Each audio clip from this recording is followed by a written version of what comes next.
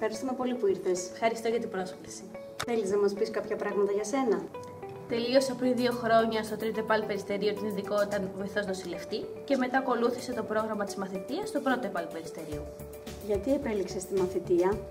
Έμαθα για το πρόγραμμα της μαθητείας στη 3η Λυκείου.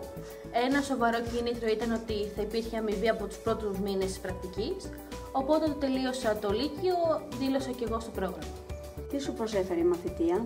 Έμαθα στην πράξη όλα αυτά που μάθαινα στα εργαστήρια του 4ου ΕΚ τα τελευταία 2 χρόνια και στην ιδιωτική κλινική που έκανα τη μαθητεία. Σε συνεννόηση με τη διευθύνουσα, μεγάλο μέρος της εκπαίδευσης έγινε στα χειρουργεία, που ήταν το τμήμα που μου άρεσε, και εκεί έμαθα και την εργαλειοδοσία και την κίνηση.